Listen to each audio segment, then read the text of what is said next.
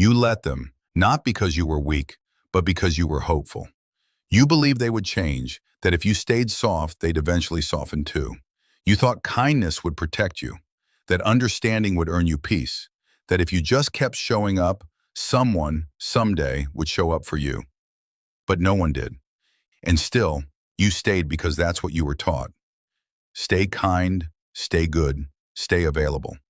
Even when it hurts, even when it kills you slowly. And so you shrunk. You quieted your needs. You became the easy one, the peacekeeper, the forgiver, the one who never asked for too much, the one who stayed even when no one noticed you were slipping. And the world applauded. They called you mature, wise beyond your years. But what they really meant was, you're convenient. You don't make us uncomfortable. They praised your endurance, not because it was noble, but because it let them off the hook. And so you carried their pain, and you buried your own. You called it strength, but deep down you knew something was dying. Because real strength is not in being silent, it's in being clear. It's not in staying when it hurts, but knowing when to walk away. Machiavelli would have told you the truth. He'd say, if your silence keeps the peace, but costs you your soul, it is not virtue, it is surrender. And how many times have you surrendered? Not in battle, but in the everyday betrayals of yourself. In the conversations where your truth sat burning on your tongue and you swallowed it.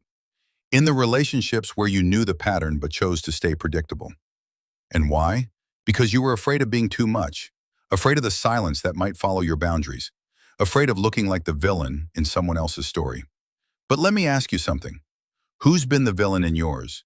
Who benefited from the version of you that never fought back?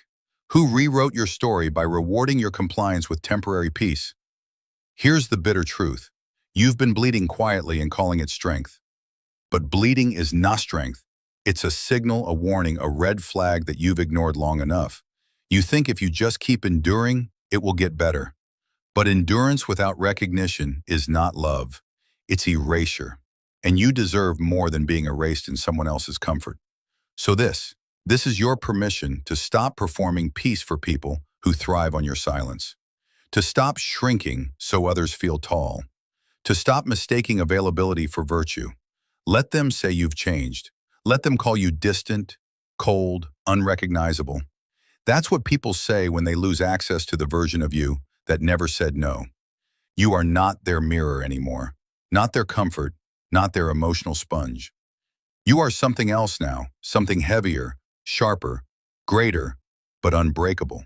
You are sovereign. And this And is this is only the only the beginning. beginning. And this is only the beginning.